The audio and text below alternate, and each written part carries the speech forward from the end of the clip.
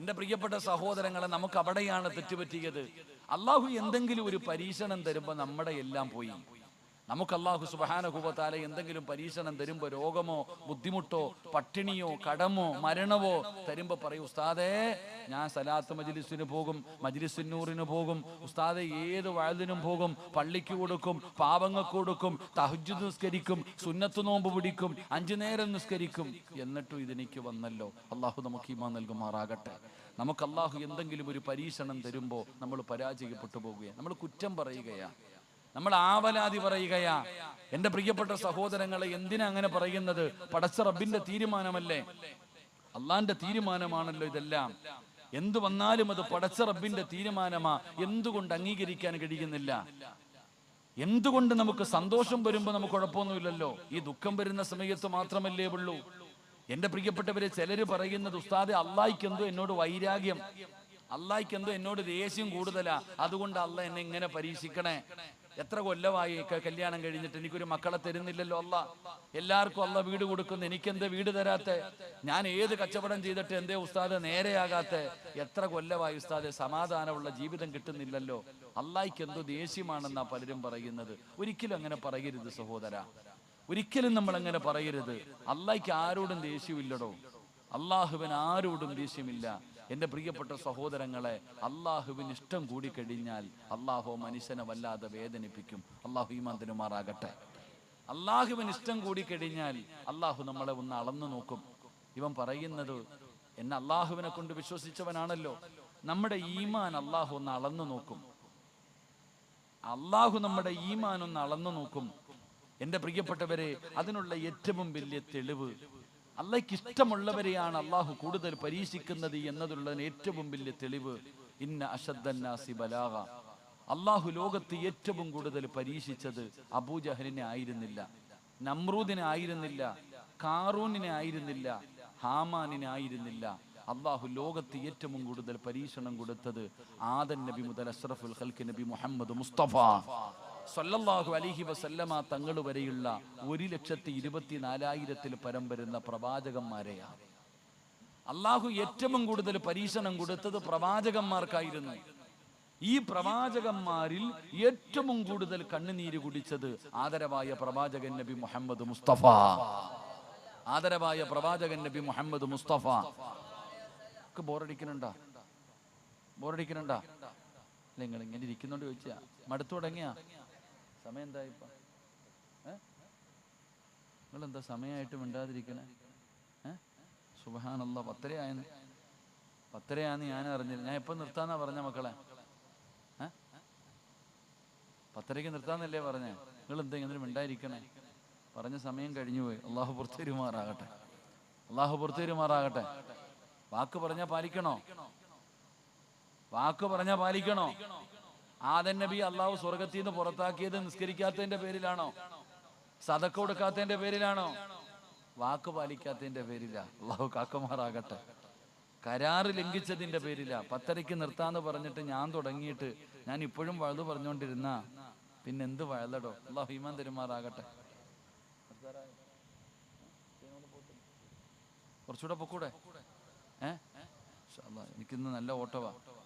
ഞാൻ ഈ വയത് കഴിഞ്ഞിട്ട് വേണം പത്തനാപുരത്ത് പോകണം. എൻ്റെ ഉമ്മ പത്തനാപുരത്താ. അളിയൻ സർജറി കഴിഞ്ഞ് കിടക്കുക. ഇനി പോയിട്ട് അളിയനെ കണ്ടിട്ട് ഉമ്മാനെ വിളിച്ചുകൊണ്ട് വേണം കിളിമാനൂർ പോകാൻ.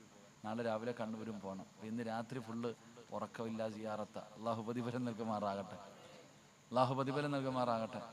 ഇന്നലെ ഈ ചങ്ങായി കൊണ്ട് വഴി വിട്ടിട്ട് പോയതാ. ഇന്നലെ ഇവിടെ കരുനാപ്പള്ളിയിലെ വയല്. ഇന്നലെ എപ്പോഴാ ഉറങ്ങി വീടെത്തി. ശരി, ഇൻഷാ അല്ലാഹ്. അള്ളാഹു നമുക്ക് അപകടങ്ങളെ തൊട്ട് അള്ളാഹു കാക്കുമാറാകട്ടെ, അള്ളാഹു കാക്കുമാറാകട്ടെ. എന്തപ്പോ ഞാൻ പറഞ്ഞേ? എന്താ മക്കളെ പറഞ്ഞേ? കരാറിന്റെ കാര്യം പറഞ്ഞല്ലേ? എന്റെ പ്രിയപ്പെട്ട സഹോദരങ്ങൾ, അള്ളാഹു നമുക്ക് പരീക്ഷണങ്ങൾ തരും. ഇഷ്ടമില്ലാത്തത് കൊണ്ടല്ല, സ്നേഹം കൂടുമ്പോൾ. നബിതങ്ങൾ ജനിക്കുന്നതിന് മുമ്പേ ഉമ്മ മരിച്ചു. യത്തീമായിട്ടല്ലേ നബിതങ്ങളുടെ വാപ്പ മരിച്ചിട്ടല്ലേ, യത്തീമായിട്ടല്ലേ നബിതങ്ങൾ ജനിച്ചത്. വാപ്പാനെ കണ്ടിട്ടുണ്ടോ? ഇല്ല. ഉമ്മാന്റെ പാല് കുടിച്ച് കൊതി തീർന്നോ? നബിതങ്ങൾക്കില്ല. നബിതങ്ങൾക്ക് താങ്ങും തണലുമായിരുന്ന എല്ലാവരും പോയില്ലേ? അപ്പൊ ലോകത്ത് ഏറ്റവും കൂടുതൽ അള്ളാഹു വേദനിപ്പിച്ചത് മഹാനായി നബിയിന റസൂലുള്ളാഹി സ്വല്ലല്ലാഹു അലൈഹി വസല്ലം. ഇഷ്ടമില്ലാഞ്ഞിട്ടാണോ?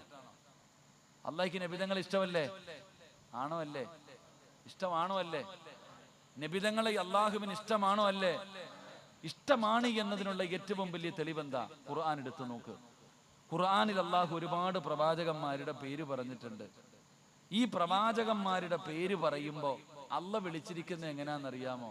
യാ ആദം, ഏ നൂഹ്, യാ നൂഹ്. എല്ലാ പ്രവാചകന്മാരുടെയും പേര് വിളിച്ചു അള്ളാഹ്. ഖുർആനിൽ അള്ളാഹു പ്രവാചകന്മാരുടെ പേര് പറയുമ്പോ പ്രവാചകന്മാരുടെ പേരാ അള്ള വിളിച്ച്. സിറാജ് എന്ന് വിളിക്കണ പോലെ യാ ആദം, ആദം നബിയെ ആദമേ എന്ന് വിളിച്ചു. നൂഹ് നബിയെ നൂഹേ എന്ന് വിളിച്ചു. ഇബ്രാഹിം നബിയെ ഇബ്രാഹിമേ എന്ന് വിളിച്ചു. എന്നാൽ മഹാനായ നബിയിന റസൂലുള്ളാഹി സല്ലല്ലാഹു അലൈഹി വസല്ലമ തങ്ങളെ ഖുർആനിൽ ഒരു സ്ഥലത്ത് പോലും യാ മുഹമ്മദ്, ഏ മുഹമ്മദ് എന്ന് അള്ള വിളിച്ചിട്ടില്ല. ഖുർആനിൽ ഒരു സ്ഥലത്തു പോലും നബിതങ്ങളെ മുഹമ്മദ് എന്ന് സാധാരണ പ്രവാചകന്മാരെ വിളിച്ചതുപോലെ അള്ള വിളിച്ചിട്ടില്ല. പിന്നെ അള്ള വിളിച്ചത് എന്താ? മുഹമ്മദുർ റസൂലുള്ളാഹ്. അള്ളാഹുവിന്റെ പ്രവാചകനെ വിളിക്കുന്നത് നബിയെ, റസൂലെ, മുസമ്മിലായ നബിയെ, മുദ്ദസിറായ നബിയെ. എവിടെയും അള്ളാഹു ബഹുമാനത്തോടു കൂടിയാണ് നബിതങ്ങളെ വിളിച്ചിരിക്കുന്നത്. അള്ളാഹു നമുക്ക് ഈമാൻ നൽകുമാറാകട്ടെ. അത്രയ്ക്കും സ്നേഹമുള്ള നബിയാണ് അള്ളാഹു ലോകത്ത് ഏറ്റവും കൂടുതൽ പരീക്ഷിച്ചത്. അപ്പൊ സ്നേഹം കൂടിയ അള്ളാഹു ഒന്ന് വേദനിപ്പിക്കും. വേദനിപ്പിച്ചിട്ട് അള്ളാഹ് നമുക്ക് സന്തോഷം തരും. അള്ളാഹു നമുക്ക് ഈമാൻ നൽകുമാറാകട്ടെ. പിന്നെ നമ്മൾ വിചാരിച്ചിരിക്കുന്നത് എന്താ? നമ്മൾ വിചാരിച്ചിരിക്കുന്നത് ഉസ്താദേ എന്താ ബുദ്ധിമുട്ടാ, പ്രയാസമാ, ദുരിതമാ. കാക്കാ, എന്റെ പ്രിയപ്പെട്ട സഹോദര, നീ എന്താ വിചാരിച്ചിരിക്കണത്? കൊല്ലത്ത് ആശ്രമ മൈതാനത്ത് ഫെസ്റ്റ് നടന്നു, കേറണമെങ്കിൽ പാസ്സല്ലേ? പാസ് കൊടുക്കണ്ടേ? നിങ്ങൾ എന്താ ഇങ്ങനെ ഇരിക്കണേ? ഇവിടെ ഓരോ സ്ഥലത്തും പരിപാടികൾ നടക്കുമ്പോ കേറണമെങ്കിൽ ഫീസ് കൊടുക്കണോ? ലുലു മാളിന്റെ അപ്പുറത്ത് ഫെസ്റ്റ് നടക്കുമ്പോ കാണാൻ പോകുമ്പോ രൂപ 100 കൊടുക്കണോ? കറങ്ങണ സ്ഥാനത്ത് കയറണമെങ്കിൽ പൈസ കൊടുക്കണോ? എല്ലായിടത്തും കയറണമെങ്കിൽ ഫീസ് കൊടുക്കണം.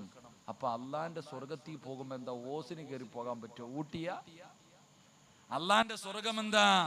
അള്ളാന്റെ പരിശുദ്ധമായ ഖുർആൻ തന്നെ ചോദിക്കുകയാണ്, അമ ഹസിബതും അൻ തദ്ഖുലുൽ ജന്ന ഫലമ്മാ യതികും മസലുൽ ലദീന ഖലൂ മിൻ ഖബലികും. മനിസാബൂസിന് പോകാൻ പറ്റൂല. അള്ളാന്റെ സ്വർഗം വെറുതെ കയറി പോകാൻ പറ്റുന്ന സ്ഥലമല്ല. അതിന് കഷ്ടപ്പാടുണ്ട്, ദുരിതങ്ങളുണ്ട്, പ്രയാസങ്ങളുണ്ട്. ഒരുപാട് ദുഃഖങ്ങളും ദുരിതങ്ങളും അനുഭവിക്കാതെ നിനക്ക് സ്വർഗത്തിൽ കടക്കാൻ കഴിയില്ല. നീ ഖുർആൻ ഓതുന്നവനല്ലേ? അള്ളാന്റെ ഖുർആൻ ഓതുന്നവനല്ലേ? ആ ഖുർആനിൽ അല്ലാഹു പറഞ്ഞതെന്തെന്നറിയോ? എങ്ങനെയാണ് ഞാനൊരു മനുഷ്യനെ പരീക്ഷിക്കുന്നത്? അല്ലാഹ് പറഞ്ഞിട്ടുണ്ട് സഹോദരാ, വലനബ്ലുവന്നകും ബിശൈഇൻ മിനൽ ഖൗഫ് വൽ ജൂഅ് വനഖസിൻ മിനൽ അംവാൽ വൽ അൻഫുസി വസ്സമറാത്ത് വബശ്ശിരിസ് സ്വാബിരീൻ الذين إذا أصابتهم مصيبة قالوا إنا لله وإنا إليه راجعون. അല്ലാഹുവിന്റെ വിശുദ്ധമായ ഖുർആൻ പറയുകയാ, ഞാൻ എൻ്റെ അടിമകളെ പരീക്ഷിക്കുമടോ. എങ്ങനെയാണ് പരീക്ഷിക്കുന്നതെന്നറിയോ? വലനബ്ലുവന്നകും ബിശൈഇൻ മിനൽ ഖൗഫ്. ഭയം തരികയാ, പേടിപ്പിക്കുകയാണ് മുസ്ലിമേ. നിന്നെ അല്ലാഹു പേടിപ്പിക്കും സഹോദരാ. എങ്ങനെയാ പേടിപ്പിക്കുന്നത്? പടച്ചവനെ എന്ന് നമ്മളൊക്കെ പേടിച്ച് നടക്കുകയാണ് ഉസ്താദേ. ഇന്ത്യയുടെ സംസ്ഥാനങ്ങൾ പലതും അവരുടെ കൈകളിലെത്തിക്കഴിഞ്ഞല്ലോ. ഭൂരിപക്ഷം അവരാണല്ലോ. നിയമങ്ങൾ പാസാക്കുകയാണല്ലോ. NRC നടപ്പിലാക്കാൻ പോകുകയല്ലേ. പൗരത്വ ബില്ല് വരുന്നല്ലോ. ഏക സിവിൽ കോഡ് വരുന്നല്ലോ. തലാഖൊക്കെ കഴിഞ്ഞല്ലോ. പടച്ചവനെ ഓരോ നിയമങ്ങൾ പാസാക്കുകയാണ്. നമ്മൾ എന്ത് ചെയ്യും പടച്ചവനെ? നമ്മൾ എന്ത് ചെയ്യും പടച്ചവനെ? നമ്മൾ എവിടെ പോകും ഉസ്താദേ? മുസ്ലിമിനെ പടച്ചവനെ എന്ന് ഭൂതാ രാജ്യത്തിന്റെ നാനാഭാഗങ്ങളിൽ ബുൾഡോസർ കൊണ്ടുവന്ന് ഇടിച്ച് തകർക്കുകയാണ്. പള്ളിയിലെ ഇമാമിനെ പോലും അവിടെ നിന്ന് കൊന്നുകളയുകയാണ്. പടച്ചവനെ വീഡിയോ പിടിച്ച് ഷെയർ ചെയ്യുകയാണ്. തല്ലിക്കൊല്ലുന്ന വീഡിയോകൾ എടുത്ത് ഷെയർ ചെയ്യുകയാണ്. എന്തിനാ? ഭയക്കാര് താടിയുള്ളവനും തഴമ്പുള്ളവനും ഭയക്കാര് മുസ്ലിമിനെ ഭയപ്പെടുത്താൻ നോക്കുകയാ. കൊല്ലണ്ടവന് കൊന്നാ പോരെ. എന്തിനാ കൊല്ലുന്ന വീഡിയോ എടുത്ത് ഷെയർ ചെയ്യുന്നത്? അള്ളാഹു നമുക്ക് ഈമാൻ തരുമാറാകട്ടെ. ഇടോ അവിടെ ഇവിടെയും കത്തിക്കുന്നതും പിടിക്കുന്നതൊക്കെ പരസ്യമായിട്ട് ചെയ്ത് കാണിക്കുന്ന എന്തിനാ? ഭയപ്പെടുത്താൻ. എന്റെ പ്രിയപ്പെട്ടവരെ, നമ്മളെ ഭയപ്പെടുത്താൻ പരിശ്രമിച്ചു കൊണ്ടിരിക്കും. അല്ലാഹ് പറയുകയാ, നിന്നെ ഞാൻ പേടിപ്പിക്കും, നിന്നെ ഞാൻ ഭയക്കും, നിന്നെ ഞാൻ ഭയപ്പെടുത്തും. മുസ്ലിം എന്ന് പറയാൻ പേടിക്കുന്ന ഒരു കാലം നിനക്ക് വരും. അപ്പം നീ പറയണം ഞാൻ മുസ്ലിമാണെന്ന്. അപ്പം നിനക്ക് ഞാൻ സ്വർഗം തരും. അള്ളാഹു ഈമാൻ നൽകുമാറാകട്ടെ. അള്ളാഹു നമുക്ക് ഈമാൻ നൽകുമാറാകട്ടെ. അവിടെ ഇവിടെയും രണ്ട് പൊട്ടാസ് പൊട്ടിച്ചപ്പോഴേ പേടിച്ച ഇനിയൊക്കെ വരാനിരിക്കുന്നത് നീ എന്ത് ചെയ്യും? ഇപ്പൊ ഓണത്തിന് പടക്കം പൊട്ടിക്കണ പൊട്ടാസ് ഇട്ടിട്ട് ഏക സിവിൽ കോഡ്, പൗരത്വ ബില്ല്, അത് ഇതെന്ന് 4 പടക്കം പൊട്ടിച്ചപ്പോഴേ നീ വരണ്ടു. ഇനി അമിട്ട് നീ ആകാശത്തൊക്കെ പോയി പൊട്ടണ എന്താപ്പാ? എന്താ പറയാ? കഥനയൊക്കെ വരാനല്ലേ ഉള്ളൂ. അള്ളാഹു ഈമാൻ നൽകുമാറാകട്ടെ. നീ പൊട്ടാസ് പൊട്ടിച്ചപ്പോഴേ നീ മൂത്രമൊഴിക്കാൻ തുടങ്ങി. ഇനി ബാക്കിയുള്ളത് വരുമ്പോ എന്ത് ചെയ്യും? എന്റെ പൊന്നാര ചങ്ങാതി, അള്ളാഹു പറഞ്ഞില്ലേ നിന്നെ ഞാൻ ഭയപ്പെടുത്തും. ഇവർക്കും വേണ്ടത് നമ്മളെ ഭയപ്പെടുത്തലാടോ. അവർക്കും അറിയുന്ന ചില സത്യങ്ങളുണ്ട്. നമ്മൾ മുസ്ലിമീങ്ങളാ. നമ്മളെ മറക്ക. നമ്മളെ തന്നെ മറന്നു പോകാ. ചങ്ങായി, മുസ്ലിമായി നടക്കുന്ന നിനക്ക് എന്നാ പേടിക്കാനാ? ഉമ്മാടെ വയറ്റിൽ കിടന്നപ്പോഴേ അള്ളാഹ് നിന്റെ മരണം നിശ്ചയിച്ചിട്ടുണ്ട്. ജനിച്ച് ഉമ്മാടെ വയറ്റിൽ നിന്ന് വെളിയിൽ വന്നപ്പോ തന്നെ ബാങ്കും ഇക്കാമത്തും കൊടുത്തു. കാരണം എന്തേ? മരിച്ചു കഴിഞ്ഞാൽ ഇത് കൊടുക്കാൻ സമയമില്ല, കൊണ്ട് കബറടക്കണം. അള്ളാഹു ഈമാൻ നൽകുമാറാകട്ടെ. മുകളിൽ ആകാശം, താഴെ ഭൂമിയായിട്ട് നടക്കണ നമുക്ക് എന്നാ പേടിക്കാനാ? എന്റെ പൊന്നാര ചങ്ങാതി, നിനക്ക് നിന്റെ വലുപ്പം അറിയില്ല. ആനയ്ക്ക് ആനയുടെ വലുപ്പം അറിയില്ല. ആ പാവപ്പെട്ടവൻ തോട്ടിയും കൊണ്ട് ഇങ്ങോട്ട് വാന്ന് പറഞ്ഞാൽ അങ്ങോട്ട് പോകും. ആനയ്ക്ക് ആനയുടെ വലുപ്പം അറിയില്ല. മുഅ്മിനിന്റെ വലുപ്പം അറിയണില്ല. മുസ്ലിമിന്റെ വലുപ്പം അറിയണില്ല.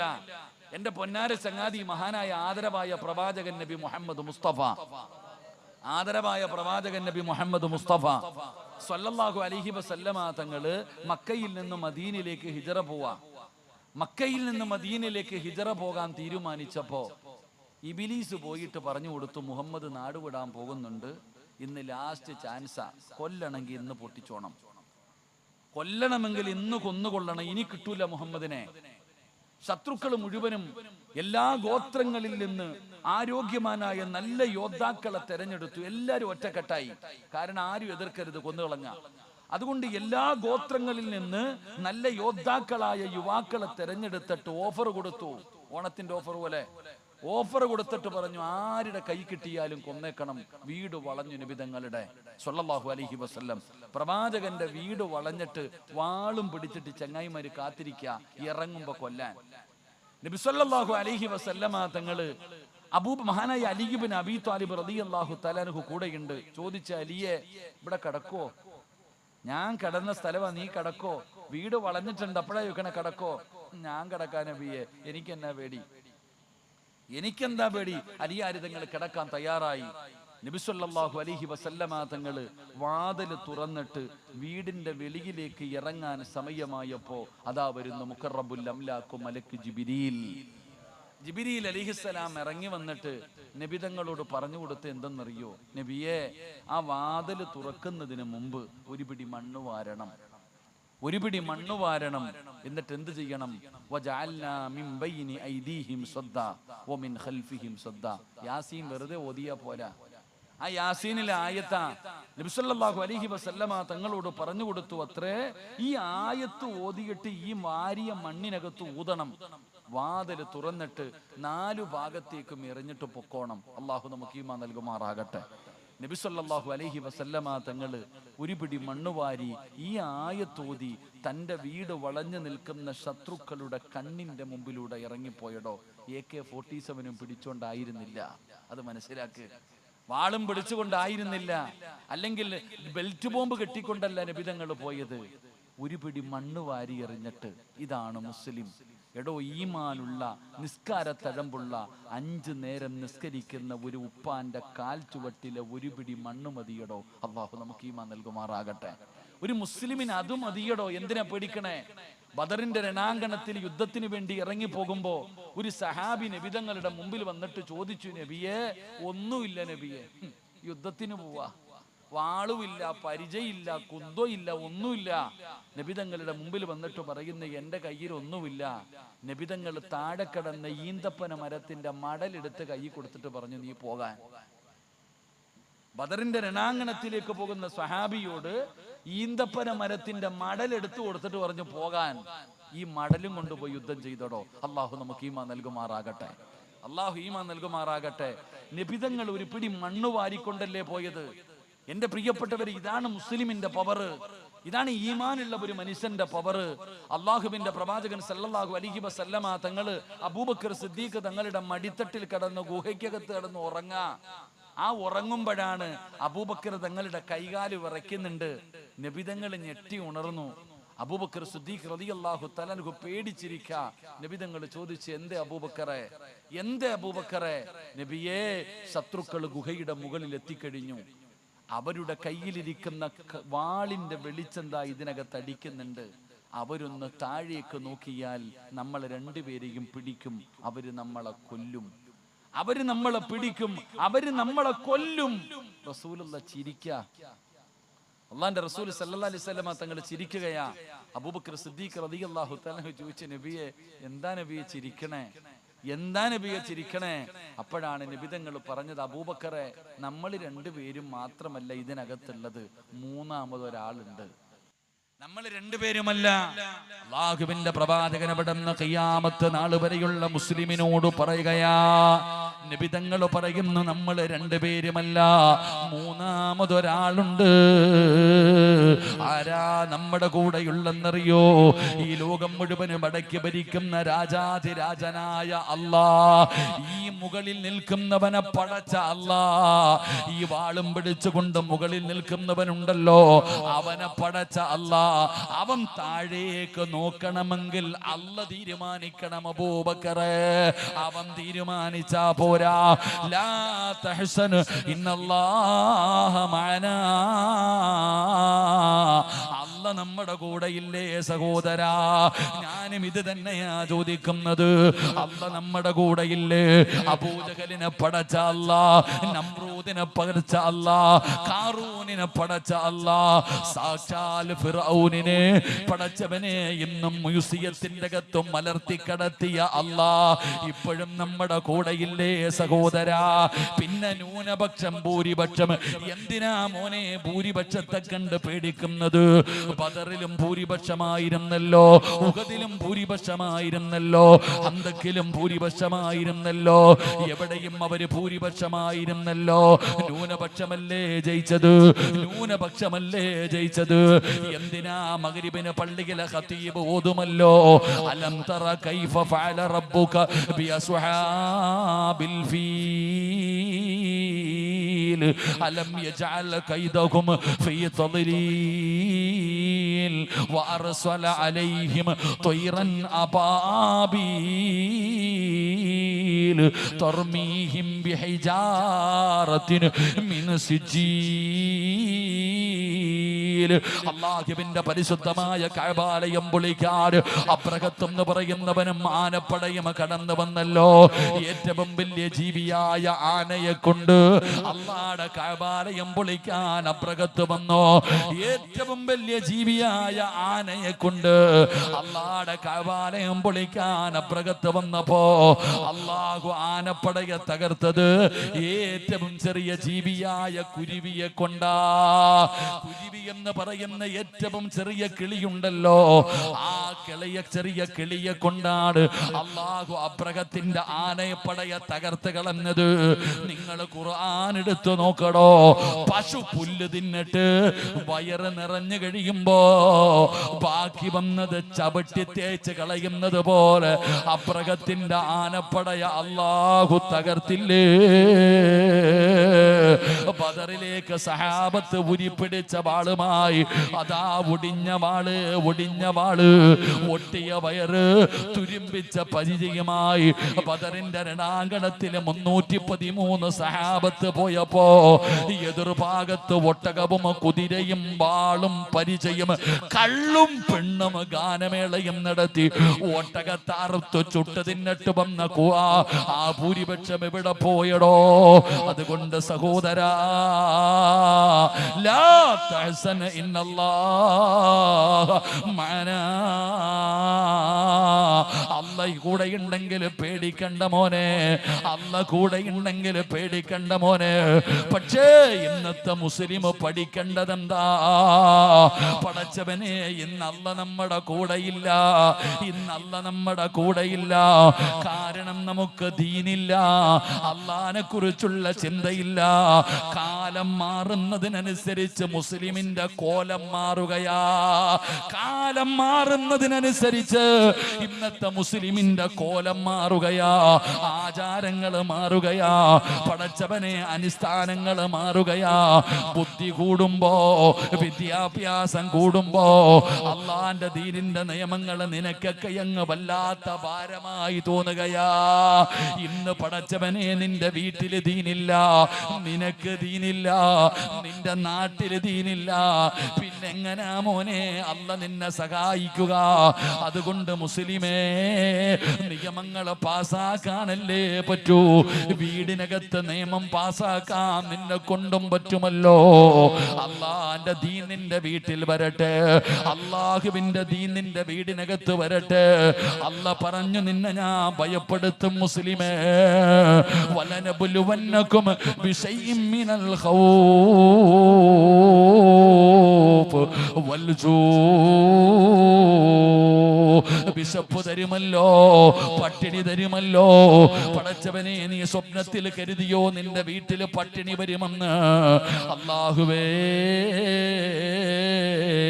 ഷവർമയും അൽഫഹമും തന്തൂരിയും സദാ മഹദിയും നെഹദിയും ഒക്കെ തിന്ന് നടന്ന നീ കൊറോണ വന്നപ്പോ കിറ്റും കാത്തിരുന്നില്ലേ? കിട്ടിയതൊക്കെ കഴിച്ചില്ലേ? ജീവിതത്തിൽ ഞെരുക്കം വന്നില്ലേ? എന്തേ നിനക്ക് മനസ്സിലാക്കാൻ പറ്റാത്തത്?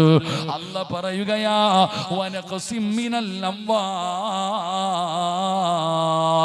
ലക്ഷക്കണക്കിന് സമ്പത്തുണ്ടായിരുന്ന, നല്ല കച്ചവടമുണ്ടായിരുന്ന, ഒരുപാട് ലാഭം കിട്ടിയിരുന്ന നിന്റെ കച്ചവടം തകർന്നു പോയില്ലേ? വലിയ ഞെരുക്കങ്ങൾ വന്നില്ലേ? വല്ലാത്ത പ്രയാസങ്ങൾ വന്നില്ലേ? അല്ലാഹു തരും സഹോദരാ. അല്ലാഹുവിന്റെ പരീക്ഷണമാണ്. വലനബുലുവന്നകും ബിശൈഇൻ മിനൽ ഖൗഫ് വൽജൂ വനഖസിം മിനൽ അംവാൽ വൽ അൻഫുസി വസ്സമറാത്ത്. അല്ലാഹു നിനക്ക് രോഗങ്ങൾ ഒരുപാട് തന്നല്ലോ, ഒരുപാട് രോഗങ്ങൾ വരുന്നുണ്ടല്ലോ. പടച്ചവനെ, നിന്റെ കുടുംബത്തിലും മരണങ്ങൾ സംഭവിക്കുന്നുണ്ടല്ലോ. ഇതെല്ലാം പരീക്ഷണമാ, ഇതെല്ലാം പരീക്ഷണമാ. നീ എന്തു പറയണമെന്നറിയുമോ? വബശ്ശിരി സ്വാബിരീൻ അല്ലദീന ഇദാ അസ്വാബ أصابتهم مصيبة قالوا إنا لله وإنا إليه راجعون. നീ അല്ലാഹുവിലേക്ക് മടങ്ങടോ, അല്ലാഹുവിലേക്ക് മടങ്ങേണ്ടവനാണ്. അല്ലാഹുവിന് ശുക്ർ ചെയ്യ്, അല്ലാഹുവിന് ശുക്ർ ചെയ്യ്. അതുകൊണ്ട് വഅദ കേൾക്കാൻ വന്നവരോട് പറയുകയാ, ഉള്ള ജോലി നഷ്ടപ്പെട്ടു പോയോ, നീ പറയണം അൽഹംദുലില്ലാഹ്. മോനെ സാമ്പത്തികമായി നീ തകർന്നു പോയോ, നീ പറയണം അൽഹംദുലില്ലാഹ്. മോനെ നിന്റെ കച്ചവടം നഷ്ടത്തിലായോ, പറയണം അൽഹംദുലില്ലാഹ്. മോനെ എക്സാമിൽ തോറ്റുപോയോ, പറയണം അൽഹംദുലില്ലാഹ്. നിനക്ക് അല്ലാഹു എന്തെങ്കിലും ഒരു രോഗം തന്നാ നീ പറയണം അൽഹംദുലില്ലാഹ്. നീ അല്ലാഹനെ സ്തുതിക്കണേ, നീ അല്ലാഹനെ സ്തുതിക്കണേ. അല്ലാഹുവേ അതിനുള്ള ഈമാൻ നൽകണേ അല്ലാഹ്. ഉണ്ടായിരുന്ന ജോലി നഷ്ടപ്പെട്ടു പോയി, എന്തു പറയണം? എന്തു പറയണം?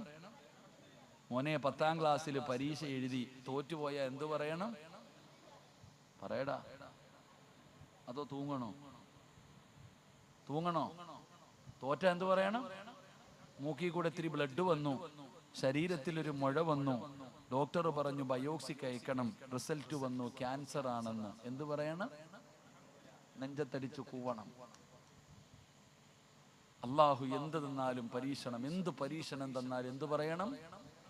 മഹാനായ അബൂ സിനാൻ റളിയല്ലാഹു തആല അൻഹു, അബൂ സിനാൻ റളിയല്ലാഹു തആല അൻഹു തന്റെ പൊന്നാര മകന്റെ മയ്യത്ത് കൊണ്ടുപോയി ഖബറിൽ ഇറക്കി വെച്ചു.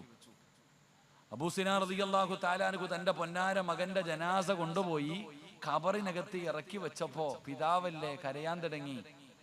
ഖബറിന്റെ ചാരത്തിരുന്ന് കരയുമ്പോ അബൂ സിനാൻ തങ്ങളോട് കൂടെ നിന്ന മനുഷ്യൻ പറഞ്ഞു കൊടുത്തു, ഞാനൊരു കാര്യം പറഞ്ഞു തരട്ടെ നിങ്ങൾക്ക്.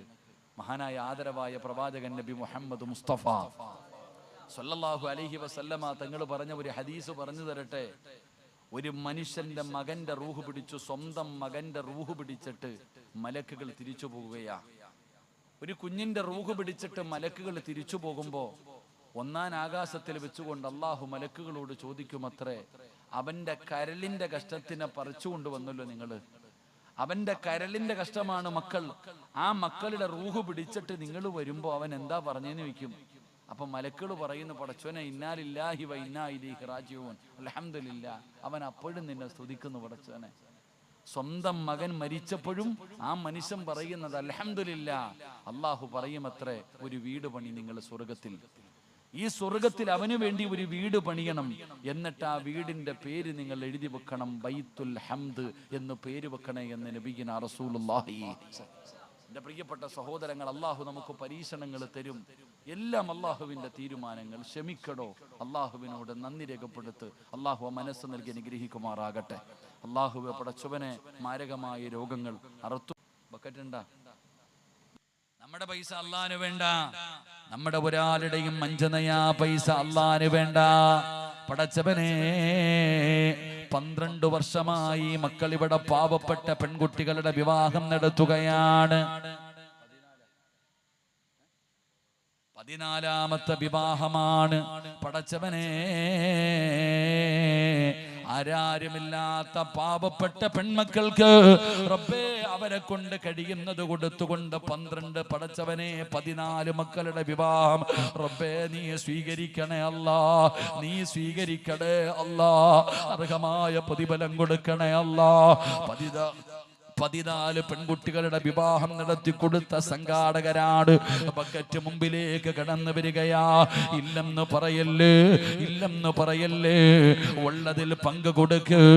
നിന്റെ ശരീരത്തിൽ എവിടെയെങ്കിലും ക്യാൻസറിന്റെ രോഗത്തിന്റെ അണുക്കളുണ്ടോ, ട്യൂമർ ട്യൂമറിന്റെ അണുക്കളുണ്ടോ, ഏതെങ്കിലും മാരകമായ രോഗത്തിന്റെ അണുക്കൾ നിന്റെ ശരീരത്തിലുണ്ടെങ്കിൽ, നീ സമ്പാദിച്ചത് മുഴുവനും വിറ്റ് ചികിത്സിച്ചാലും മാറാത്ത രോഗങ്ങളുടെ അണുക്കളുണ്ടെങ്കിൽ, ഈ സദക്ക മതി നിനക്ക് രക്ഷപ്പെടാൻ, ഈ സദക്ക മതി നിനക്ക് രക്ഷപ്പെടാൻ. സദക്ക കൊണ്ട് ചികിത്സിക്കു സഹോദരാ, പെങ്ങളെ സദക്ക കൊണ്ട് ചികിത്സിക്കു പൊന്നുമോള്. മഹാനായ ആദരവായ പ്രവാചകൻ നബി മുഹമ്മദ് മുസ്തഫ സല്ലല്ലാഹു അലൈഹി വസല്ലമ തങ്ങൾ പറയുകയാണ്, അല്ലാഹുവിന് ചില അടിമകളുണ്ട്, അല്ലാഹുവിന് ചില അടിമകളുണ്ട്. ആ അടിമകൾക്ക് രോഗം വന്നാ അവര് സദക്ക കൊടുത്ത് ചികിത്സിക്കുമെന്ന് നബി മുഹമ്മദ് മുസ്തഫ സല്ലല്ലാഹു അലൈഹി വസല്ലമ തങ്ങൾ പഠിപ്പിക്കുമ്പോ, ഇത് നിങ്ങളുടെ രോഗം മാറാറ്, നിങ്ങൾക്ക് വരാനിരിക്കുന്ന അപകടങ്ങൾ മാറാറ്, മാരകമായ രോഗങ്ങളെ തൊട്ട് നിങ്ങൾക്ക് രക്ഷപ്പെടാറ്, അതിനുള്ള ഒരു വഴിയാണ് സദക്ക കൊടുക്കല്. അതുകൊണ്ട് സദസ്സിലിരിക്കുന്നവരോട് പറയുകയാ, പെങ്ങളെ അല്ലാഹു രോഗം തന്നാ, അല്ലാഹു പ്രയാസം തന്നാ, സമാധാനം നിങ്ങൾ ശ്രമിക്കുക പെങ്ങള്, അല്ലാഹു ശുക്ർ ചെയ്യ പെങ്ങള്. പ്രതിഫലം എന്തെന്നറിയോ? മഹാനായ നബി മുഹമ്മദ് മുസ്തഫ സല്ലല്ലാഹു അലൈഹി വസല്ലമ തങ്ങളുടെ മുമ്പിലേക്ക് ഒരു സഹാബി വനിത കടന്നു വരികയാണ്, ഒരു സ്വാലിഹത്തായ പെണ്ണ് കടന്നു വരികയാണ്. യാ റസൂലല്ലാഹ്, അല്ലാഹുവിന്റെ നബിയേ, അപസ്മാരമാണ് നബിയേ, അപസ്മാരമാണ് നബിയേ, വല്ലാത്ത വേദനയാ നബിയേ, വായിലൂടെ പതയും നുരയും വരുമല്ലോ, കടന്നു പിടയുമല്ലോ. ഈ അപസ്മാര രോഗത്തിന്റെ വേദന സഹിക്കാൻ കഴിയാതെ നബി തങ്ങളുടെ മുമ്പിൽ വന്നിട്ടൊരു സ്വാലിഹത്തായ പെണ്ണു പറയുകയാ, യാ റസൂലല്ലാഹ്, എനിക്ക് വേണ്ടി ദുആ ചെയ്യണം നബിയേ, എന്റെ രോഗം മാറാ ദുആ ചെയ്യണേ നബിയേ. നബി തങ്ങളുടെ മുമ്പിൽ വന്നൊരു പെണ്ണ് പറയുമ്പോ മുത്തി നബി പറയുന്നു, പെണ്ണേ, ഞാൻ ദുആ ചെയ്താ നിന്റെ രോഗം മാറും, ഞാൻ ദുആ ചെയ്താ നിന്റെ രോഗം മാറും, പക്ഷേ ഈ വേദന നീ ശമിച്ചാ അല്ലാഹു പകരം സ്വർഗം തരും പെണ്ണേ. നിനക്ക് സ്വർഗം വേണോ അതോ നിന്റെ രോഗം മാറണോ? അല്ലാഹുവിന്റെ റസൂലിനോട് അപസ്മാരത്തിന്റെ വേദന താങ്ങാൻ പറ്റാതെ മുത്തുനബിയുടെ ചെമ്പിൽ ചെന്ന് കരഞ്ഞുകൊണ്ട് പറഞ്ഞ പെണ്ണിനോട് റസൂലുള്ള ചോദിക്കുന്നു, നിനക്ക് സ്വർഗം വേണോ അതോ നിന്റെ രോഗം മാറണോ? യാ റസൂലല്ലാഹ്, വേദന സഹിച്ചാ അല്ല എനിക്ക് സ്വർഗം തരുമോ നബിയേ? തരും പെണ്ണേ, തരും പെണ്ണേ. യാ റസൂലല്ലാഹ്, എനിക്ക് വേണ്ടി ദുആ ചെയ്യണ്ട നബിയേ. അല്ലാഹുവേ, ആ വേദനകൾക്ക് പകരം അല്ലാഹു സ്വർഗം തരുമെന്ന് നബി തങ്ങൾ പറയുമ്പോ, നിന്റെ കാലിലൊരു മുള്ളു കൊണ്ടാലും നിന്റെ പാപം പൊറുക്കും പെണ്ണേ. ഒരു രാത്രി നിനക്ക് പനിച്ചാ അതിനു പകരം അല്ലാഹു നിന്റെ ചെറുപാപം പുറത്തു തരും പെങ്ങളെ. വാപ്പമാരെ, ഒരുപാട് രോഗങ്ങളും ചുമന്നുകൊണ്ട് നടക്കുന്നവരുണ്ടല്ലോ, മരുന്ന് കഴിച്ചിട്ടും മാറാത്ത രോഗമുള്ളവരുണ്ടല്ലോ. ഉപ്പാ, സങ്കടപ്പെടല്ലേ, പരാതി പറയല്ലേ, നിരാശ വേണ്ട വാപ്പാ. മഹാനായ അയ്യൂബ് നബി അലൈഹിസ്സലാം, അയ്യൂബ് നബിയുടെ ചരിത്രമെടുത്ത് വായിച്ചു നോക്കു വാപ്പാ. അല്ലാഹുവേ, ശരീരം മുഴുവനും പഴുക്കുകയാണ്, പൊട്ടുകയാണ്. അയ്യൂബ് നബി അലൈഹിസ്സലാമിന് അല്ലാഹു ഒരു പരീക്ഷണം കൊടുക്കുകയാ. തന്റെ ശരീരം ഇങ്ങനെ പഴുത്തു പൊട്ടുകയാണ്, വല്ലാത്ത വേദനയാ. അയ്യൂബ് നബിയുടെ ശരീരത്തിൽ നിന്ന് ചലം ഇങ്ങനെ ഒഴുകുകയാണ്. റബ്ബേ, മാംസങ്ങൾ ഇങ്ങനെ വീഴുകയാ, എല്ലുകൾ വെളിയിൽ കാണുകയാ. അയ്യൂബ് നബിക്ക് നടക്കാൻ പറ്റുന്നില്ല. നാട്ടുകാരും വീട്ടുകാരും അടിച്ചിറക്കി വിട്ടടക്കി വാപ്പാ. അയ്യൂബ് നബിയെ തന്റെ കുടുംബക്കാരവിടെ നാട്ടിയിറക്കുകയാ. പടച്ചവനെ, അയ്യൂബ് നബിക്ക് നടക്കാൻ പറ്റൂല. അയ്യൂബ് നബി അലൈഹിസ്സലാമിന്റെ പ്രിയപ്പെട്ട ഭാര്യ ഹന്നത്തു ബീവി എടുത്തുകൊണ്ട് നടക്കുകയാണ്. പടച്ചവനെ, നമ്മളെ കണ്ടിട്ടുണ്ടല്ലോ, കയ്യും കാലും തളർന്ന മക്കള് വാപ്പയും ഉമ്മയും എടുത്തുകൊണ്ട് നടക്കുന്നത് പോലെ അയ്യൂബ് നബി അലൈഹിസ്സലാമിനെ തന്റെ പ്രിയപ്പെട്ട ഭാര്യ ചുമന്നുകൊണ്ട് നടക്കുകയാ. എത്ര കൊല്ലമാണ് നടന്നതെന്നറിയോ? 18 കൊല്ലമാ ഉമ്മ. 18 കൊല്ലം തന്റെ ഭാര്യ ചുമന്നുകൊണ്ട് നടക്കുകയാ. അയ്യൂബ് നബിക്ക് അനങ്ങാൻ പറ്റാതെ കിടക്കുന്നത് കണ്ടപ്പോ ഭാര്യ വന്നിട്ട് ചോദിക്കുന്നു, നബിയേ, ഒന്ന് ദുആ ചെയ്താ പോരെ? നിങ്ങൾ പ്രവാചകനാണല്ലോ, നിങ്ങളുടെ ദുആ സ്വീകരിക്കുമല്ലോ. അല്ലാഹുവിനോട്, നാദാ, ഈ രോഗമൊന്ന് ശിഫയാക്കി താ അല്ലാ. നിങ്ങളൊന്ന് ദുആ ചെയ്താ ഈ രോഗം മാറുമല്ലോ. 18 കൊല്ലം കൊണ്ട് നടക്കുകയാണല്ലോ. അയ്യൂബ് നബിയോട് തന്റെ ഭാര്യ ദുആ ചെയ്യാൻ പറഞ്ഞപ്പോ അയ്യൂബ് നബി പറഞ്ഞു, ഞാൻ ചോദിക്കൂല, റബ്ബിനോട് പറയൂല, അള്ളാനോട് പരാതി പറയാം, അയ്യൂബിനെ കിട്ടൂല. നിനക്ക് മടുത്തോ? നോക്കി മടുത്തോ? നിനക്ക് നിന്റെ വഴി നോക്കാം പെണ്ണേ. അയ്യൂബ് നബി അല്ലാഹുവോട് ദുആ ചെയ്തില്ലടോ. 18 കൊല്ലമാണ് ഈ രോഗവുമായിട്ട് അയ്യൂബ് നബി അലൈഹിസ്സലാം നടന്നത്. അവസാനം അല്ലാഹ് തന്റെ നാവിൽ രോഗം വന്നോ, തന്റെ നാവിലും രോഗം വന്നോ. അയ്യൂബ് നബി കരയുകയാ. ഇബ്ലീസ് എല്ലാ ദിവസവും വരും, അയ്യൂബ് ദുആ ചെയ്യുന്നു എന്ന് നോക്കാൻ. എന്നും തോറ്റു പരാജയപ്പെട്ടു പോകും. പക്ഷേ ഒരു ദിവസം എത്തിയപ്പോ അയ്യൂബ് നബി കൈ ഉയർത്തുകയാ. തോറ്റുപോയെന്ന് കരുതിയിട്ട് ഇബ്ലീസ് അടുത്തു വരുമ്പോ അയ്യൂബ് നബി അല്ലാഹുവോട് പറയുന്നത് എന്തെന്നറിയോ? അല്ലാഹ്, എനിക്ക് നീ ഒരു പരീക്ഷണം തന്നോ, നീ ഒരു പരീക്ഷണം തന്നോ. എന്റെ ശരീരം മുഴുവനും രോഗം തന്നോ, എന്റെ ശരീരം മുഴുവനും രോഗം തന്നു. എന്റെ നാവിനൊരു കുഴപ്പവും ഇല്ലായിരുന്നു. എനിക്ക് ദിക്റ് പറയാൻ പറ്റുമായിരുന്നു, നിന്നെ സ്മരിക്കാൻ പറ്റുമായിരുന്നു. അല്ലാ, എന്റെ നാവിൽ രോഗം വന്നത് കാരണം എനിക്ക് ദിക്റ് പറയാൻ കഴിയുന്നില്ല റബ്ബേ. അതുകൊണ്ട് വമസ്സനിയല്ലുറു അന്ത അർഹമുർ രോഗം മാറ്റിത്തരണേ എന്ന് ദുആ ചെയ്തില്ല. എന്റെ നാവിലെ പ്രയാസമൊന്ന് മാറ്റിത്താ അല്ലാഹ്. എന്റെ പ്രിയപ്പെട്ടവരെ, ഇതാണ് അല്ലാഹു പരീക്ഷണം. ഇതാണ് ഈ പരീക്ഷണം. അയ്യൂബ് നബി അവിടെ നിന്ന് വിജയിച്ചെന്ന് ചരിത്രം പറയുമ്പോ എന്റെ പ്രിയപ്പെട്ടവരോട് പറയുകയാ, അല്ലാഹു തരുന്ന പരീക്ഷണങ്ങള് അത് റബ്ബിന്റെ തീരുമാനമാ.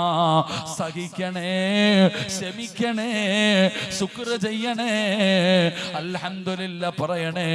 അതിനു പകരം അല്ലാഹു നിനക്ക് സ്വർഗം തരുമെന്ന് അല്ലാഹുവിന്റെ വിശുദ്ധ ഖുർആൻ,